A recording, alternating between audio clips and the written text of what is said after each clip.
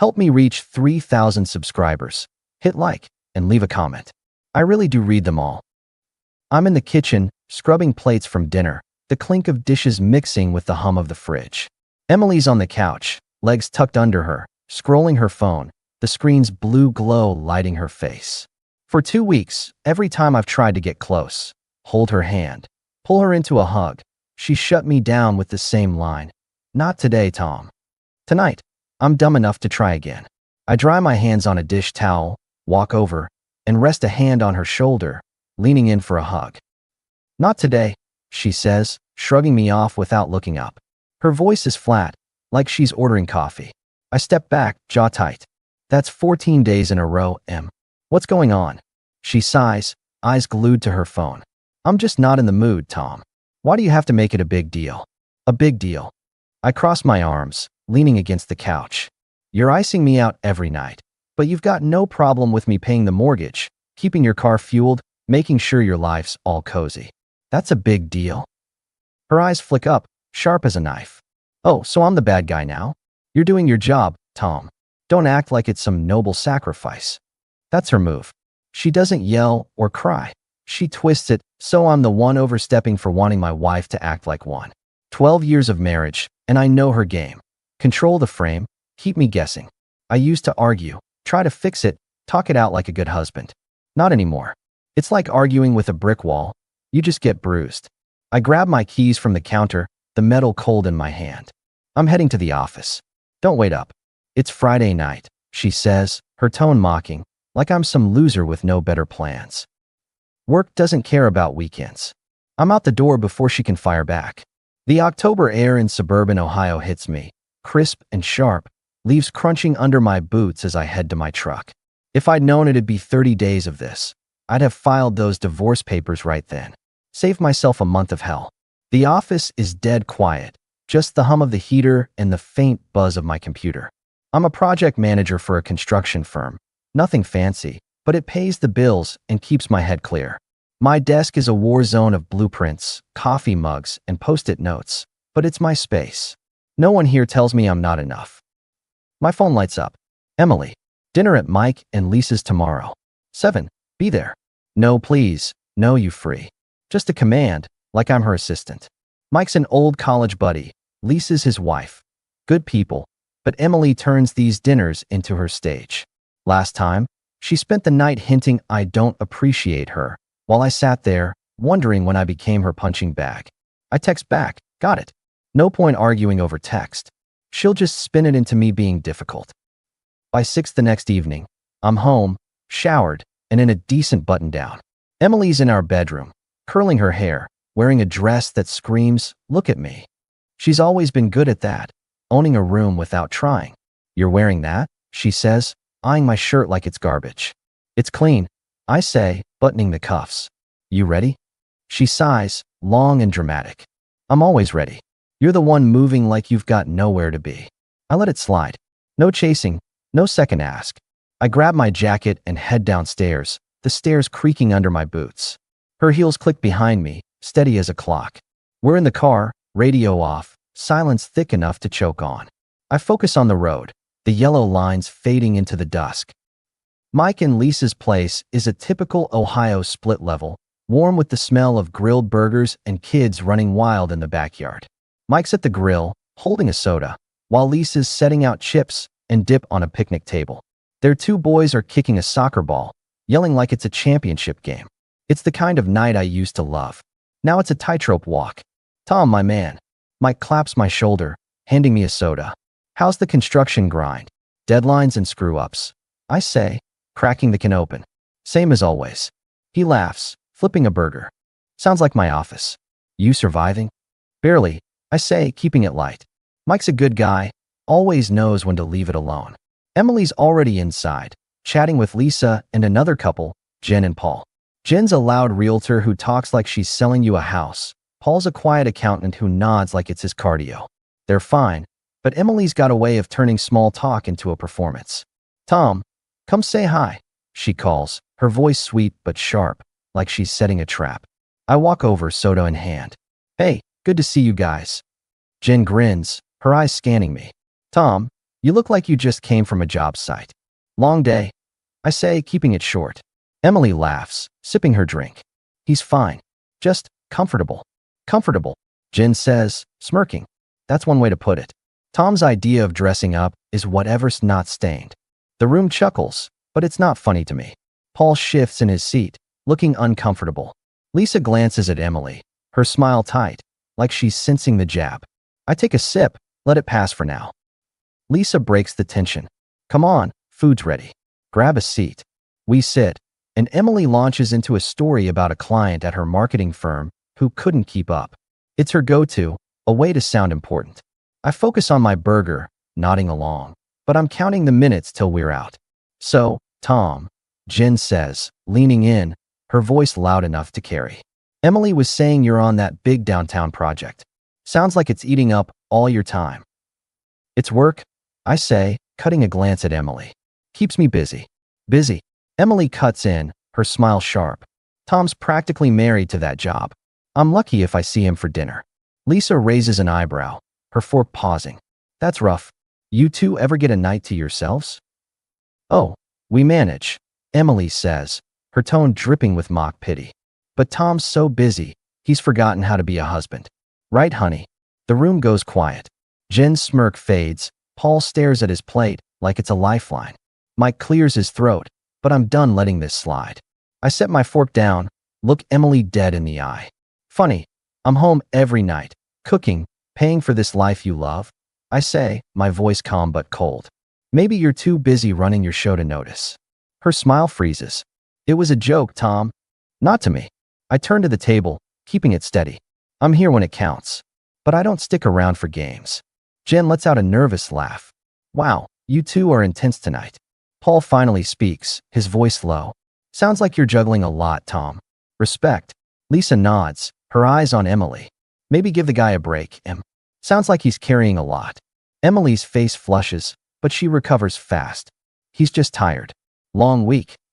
I stand, nod to Lisa. Thanks for dinner. Mike, I'll catch you later. Mike gives me a look, like he wants to say something but holds back. Take care, man. I'm out the back door, the cool air hitting my face. Emily doesn't follow. Good. I'm done playing her game. Monday morning, I'm up at 6, grinding coffee beans while the house is still quiet. The kitchen smells of fresh brew and last night's garlic from dinner. Emily's not a morning person, so I've got time to think. I'm at the table, going over project timelines on my laptop, when she walks in, dressed for work in a sharp blazer and skirt. She's a marketing director, and she looks it, polished, untouchable. Coffee ready, she asks, grabbing a mug from the cabinet. Just finished, I say, sliding the pot over, the glass scraping the counter. She pours, glancing at my screen. You're always working. Ever think about taking a break? I close the laptop, the click loud in the quiet kitchen. Funny, you're fine with me working when it pays for your car, your clothes, your girls' nights out. But when I try to hold you, it's not today. Her eyes narrow, her mug pausing halfway to her lips. Don't start, Tom. I'm just tired. It's not about you. Tired for 2 weeks straight? I stand, leaning against the counter, arms crossed. Every night. I try to be close. Every night, it's not today. But you've got no problem expecting me to keep your life cushy. She sets her mug down, the ceramic clinking hard against the counter. You're making this about you. I'm allowed to say no. Sure you are. But don't act like I'm just here to bankroll your lifestyle while you freeze me out. I grab my keys, the jangle breaking the silence. I've got a site visit. Think about it. Tom, wait, she starts, but I'm already out the door, the screen slamming behind me. No second ask. No chasing. She doesn't get to dictate the terms. At the construction site, I'm checking rebar placements, the air thick with dust and the grind of machinery. My phone buzzes in my pocket. Emily, lunch at 1. The place on Main. I'm tempted to ignore it, but I want to see if she's ready to talk straight. Sure. See you there. The restaurant's a trendy spot.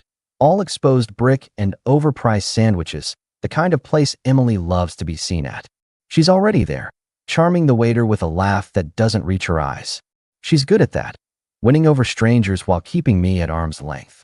Hey, I say, sliding into the booth, the vinyl creaking under me. She smiles, but it's tight, like she's holding a grudge. You're late. Traffic. I say, though I took my time. What's up? She leans forward, her voice low, her fingers tapping the table. I don't like how you left this morning. You're making a big deal out of nothing. Nothing. I raise an eyebrow, leaning back. 2 weeks of not today, but you're still happy to let me pay for your car, your spa days, your wine nights. That's not nothing, Em. She blinks, caught off guard, her fingers stilling. You're twisting this. I'm stressed. Work's been hell. Stressed doesn't mean you get to shut me out and keep me on the hook. I lean in, voice steady, eyes locked on hers. I'm your husband, not your wallet. You want to keep this up? I'm not playing along. Her face flushes, and she glances around, like she's worried someone's listening. You're being dramatic.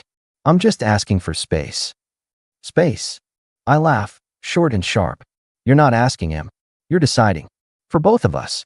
I'm done begging for what I'm owed. The waiter drops off our food, breaking the tension, my sandwich, her salad, the plates clattering softly. She stares at her food, silent, her fork hovering. You're making me sound awful, she says, her voice low. You're doing that yourself, I say, taking a bite. Figure out what you want. I'm not waiting forever. She pokes at her salad, her jaw tight. You're not being fair. Fair's me paying for this lunch while you tell me not today. Fair's me keeping our life running while you call the shots. That's done. I keep eating, let her stew. I said my piece. Her move. That night, I'm in the living room, flipping through channels, the TV's hum filling the quiet house. Emily comes home, dropping her purse on the counter with a thud that's meant to get my attention. I'm tired, but I'm not letting her dodge this. I stand, walk over, and try to pull her into a hug, my hands gentle on her arms. Not today, she says, stepping back, her voice sharp as a blade. Can you not push me? I drop my hands, stepping back. Day 15 M. You're making a habit of this. She glares, her arms crossed tight. You're obsessed with this. I don't owe you anything. You don't owe me? I laugh, cold and bitter. I'm keeping this house running, paying for your life, and you can't even let me touch you. That's not a marriage. She steps forward, her voice rising. You're making me the bad guy. I'm tired, Tom. Work's killing me. Tired's an excuse. Disrespect's a choice. I grab my coat from the chair, the fabric rustling. I'm staying at the shop tonight. Figure out what you want. She calls after me. Tom, you're being ridiculous. I'm out the door, the screen slamming shut. No chasing. I'm done. The shop's my dad's old garage, a half-hour drive from home, the air heavy with oil and metal. It's got a cot in the back, a fridge, and enough tools to keep me busy. I spend the night tearing apart an old carburetor, the clank of wrenches calming my nerves. Emily's texts come in, apologies, then accusations, then back to apologies. I don't respond. No chasing. Wednesday, I'm back home to grab clothes. The house quiet except for the hum of the fridge. Emily's in the kitchen, sipping coffee, looking worn. No makeup, sweats, a rare crack in her polished armor. You didn't come home, she says, her voice soft but edged, her mug clinking as she sets it down. Needed space, I say, heading upstairs, my boots thudding on the steps. She follows, her footsteps quick. Tom, this is ridiculous. You can't just walk out. I grab a duffel bag from the closet, start packing shirts and jeans. I didn't walk out. I gave you time to think. You want to keep shutting me out while I pay for your life? I'm not playing. She grabs my arm, her grip tight. I'm not shutting you out. I'm trying to talk. I pull away, calm but firm, zipping the bag. You don't talk, Em. You control. Not today, every night for weeks. But I'm supposed to keep the checks coming. I'm done. Her face crumples, but I'm not buying the tears. She's too good at flipping the script. You're being unfair, she says, her voice shaking. I'm not the bad guy. Then stop acting like it. I sling the bag over my shoulder, the strap creaking. I'm at the shop till you figure it out. She doesn't follow, but I hear her mutter stubborn as I head downstairs, the door clicking shut behind me. Let her. I've got work to do. Friday night. We're at a neighborhood block party, the street lined with folding tables and string lights, the air thick with barbecue smoke. Emily insisted we go, said it'd be good for us. I'm not convinced, but I show up, holding a soda, talking to Dave, our neighbor, a retired cop with a dry sense of humor. Your wife's a live wire, he says, nodding at Emily, who's laughing with a group of neighbors across the lawn. That's one way to put it, I mutter, sipping my soda. He chuckles, his eyes sharp. Rough patch? You've got that look. Before I can answer, Emily calls me over, her voice cutting through the chatter. She's with Dave's wife, Karen, a nosy PTA mom, and a couple from down the street, Steve and Maria. Her smile's bright but brittle, like glass about to crack. Tom, tell them about your big project. It's keeping you so busy, right? I step up, keeping it neutral, the grass crunching under my boots. Office building downtown. Tight deadline. Oh, come on, she says, nudging me, her arm brushing mine. He's practically living at that site. I'm lucky if I get 5 minutes with him. There's the dig. I'm the absent husband, and she's the saint. The group smiles awkwardly, Karen's eyebrows shooting up. I turn to Emily, voice calm but cold. Funny, I'm home every night, cooking, paying for your wine nights. Must be my imagination. Her smile falters, her eyes flashing. That's not what I meant, Tom. Sure it is. I look at the group, keeping my tone steady. I'm here when it counts, but I don't stick around for games. The air goes still. Karen lets out a low whistle, her eyes darting between us. Well, that's direct. Dave sips his soda, smirking. Man's got a point, him. Sounds like he's pulling his weight. Steve shifts, uncomfortable, but Maria speaks up, her voice soft. Maybe you guys need a night to talk it out. Emily laughs it off, her voice tight. He's just tired. Long week. I set my soda on the table, the can clinking. Nah, I'm good. Just don't like being painted as something I'm not. I nod to the group. Enjoy the night. I walk away, leaving her standing there, the chatter resuming behind me. Karen mutters, that was intense, as Dave chuckles. I head to my truck, the engine rumbling as I pull out. No yelling, no scene. Just a line in the sand, clear for everyone to see.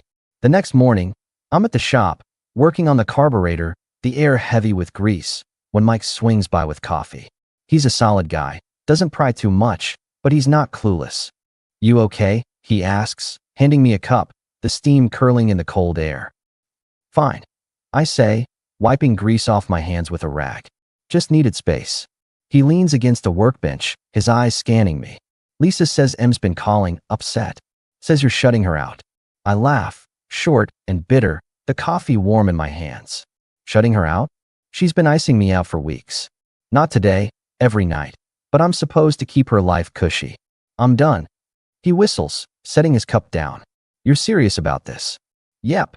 I sip the coffee, the bitterness matching my mood. I don't beg, Mike. Never will. He nods, scratching his jaw. Lisa's worried about her. Says she's acting like nothing's wrong. That's her game, I say, tossing the rag aside. She thinks she can control the story. Not with me. You need anything, we're here, he says, his voice steady. Thanks. We sit in silence, the clank of tools filling the gap. It's the first time in weeks I feel like I can breathe. I'm done waiting for Emily to make the next move. She's had weeks to show she gets it, but it's just more, not today, and demands for me to keep her life comfortable. So I take the lead. Monday morning, I text her. I'm out of the neighborhood potluck next week. You want to play host? Do it without me. Her reply's instant. What? You can't just bail on our friends. I'm not bailing. I'm done with events where I'm your prop. Respect me, or I'm not there. No argument, just facts. I'm not walking into another setup. Tuesday, I'm at the bank, opening a separate account. Emily's always had free reign over our money, questioning my expenses, new work boots, a coffee with Mike, while her spa days and wine nights go unchecked. No more. I move half our savings and redirect my paycheck to the new account. It's not about punishing her, it's about control. If she wants to play games, she's not doing it with my cash. I text her, new account set up. My pay goes there. We split bills 50/50 now. Her reply, are you serious? This is how you want to do this? Yep. Fair's fair. No explanation. Just done. Wednesday, Emily shows up at the shop, her car screeching into the lot. She's in work clothes, heels clicking on the concrete, her face a mix of anger and desperation. Lisa's with her, looking awkward, like she got dragged along. Tom, we need to talk, Emily says, her voice sharp, ignoring the tools scattered around. I set down a wrench, wipe my hands. Here? Now? Yes, now, she snaps, crossing her arms. You can't just cut me off like this. Separate accounts? Bailing on our friends? What's next? I lean against the workbench, keeping my voice steady. What's next? You figure out how to respect me. Not today, every night for 3 weeks. But I'm supposed to keep your life running? That's done. Lisa shifts, her eyes wide. Maybe you guys should talk this out at home. Emily ignores her, stepping closer. You're making me look like the bad guy. I'm trying to fix this. Fix what? I say, my voice cold. The part where you shut me out, but expect me to pay for everything? I'm not your employee. Lisa clears her throat, her voice soft. Tom's got a point, Em. You've been distant. Emily whips around, glaring. Stay out of this, Lisa. No, I say, stepping forward. She's right. You think you can control the story, but I'm done playing along. You want to talk? Start with respect. Until then, I'm out. Emily's face flushes, her hands shaking. You're embarrassing me. You're doing that yourself. I turn back to the engine. I've got work to do. Lisa gives me a sympathetic look as Emily storms out, her heels echoing. I nod to her. Thanks for trying. She shrugs, her voice low. She's my friend, but you don't deserve this. I go back to the engine, the clank of metal steadying me. No chasing. Sunday night. I'm back home to grab more clothes. The house dark except for the TV's flicker. Emily's in the living room, watching some reality show, her face blank.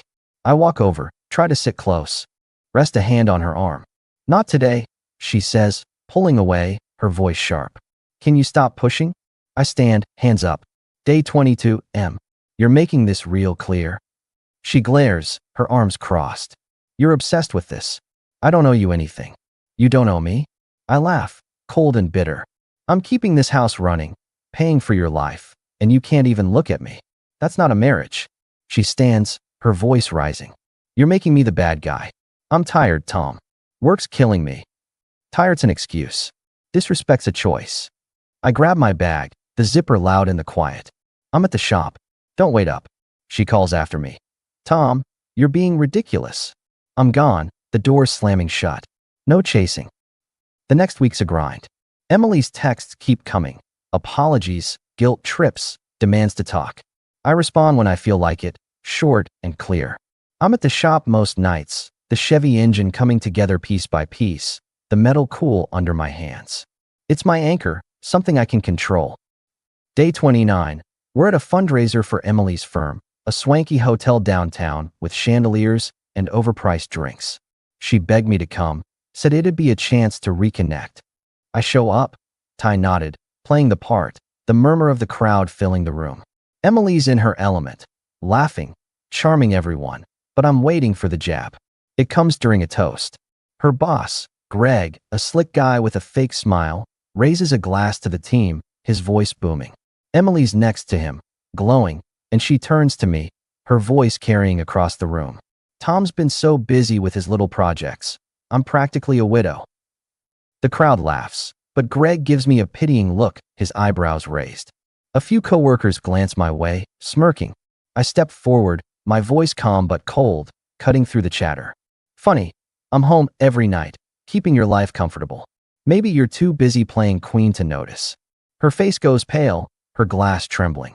Greg clears his throat, trying to salvage the moment. Well, sounds like you're a busy man, Tom. Busy enough, I say, eyes on Emily. But I don't stick around for disrespect. A woman nearby, one of Emily's co-workers, mutters, ouch, under her breath. Another guy chuckles nervously. Emily forces a laugh, her voice shaky. Just a joke, Tom. Relax. Not to me. I set my glass on a table, the clink loud in the sudden quiet. Good event, Greg. I'm out. Greg nods, his smile tight. Take care, Tom. I walk out, the city lights blurring past me, the cool air sharp against my face. That's it. The line's crossed. She's not changing. She's just mad she's losing her grip. Day 30. I'm at the shop, the engine nearly done, when Emily shows up, her car idling outside, the headlights cutting through the dusk. She's in jeans, no makeup, looking desperate, her steps uneven on the gravel. Tom, please, she says, stepping inside, her voice breaking. I'm sorry. I didn't mean it last night. I keep working, the wrench steady in my hand. You meant it, Em. You've been meaning it for 30 days. Not today, every night. But I'm supposed to keep your world spinning. I'm done. She grabs my arm, her grip tight. I'll change. We can fix this. No second ask. I pull away, look her in the eye, my voice calm. Not today. She leaves, crying, her footsteps fading. I'm not moved. I've heard it before. Day 31. My lawyer drops off the divorce papers, the envelope heavy in my hand. I sign them. No hesitation, the pen scratching across the page. Emily's waiting in the parking lot, her car next to my truck, the engine still running. Tom, she says, getting out, her voice shaking, her eyes red. What's this? I hand her the envelope, the paper crinkling. You know what it is. She stares at it, then at me, her hands trembling. You're serious. Dead serious. She steps closer, her voice breaking. We can work this out. Let's talk, please. I look her in the eye, calm and final. Not today. I get in my truck, start the engine. The rumble filling the silence. She's still standing there, envelope in hand, as I drive away. I don't look back. 6 months later, I'm in a small apartment downtown, close to the office. It's simple. Couch, TV, a bed that doesn't creak. I've got my tools, my truck, my work. The divorce is final, the house sold, assets split. Emily fought it, but my lawyer's better. I'm free. Mike and Lisa have me over for dinner sometimes, the kids running wild, the table full of laughter. Dave drops by the shop with coffee, cracking jokes about his cop days. Jen's still loud, Paul's still quiet, Karen's still nosy. Life moves on. I'm not happy, not sad. I'm just me. No game.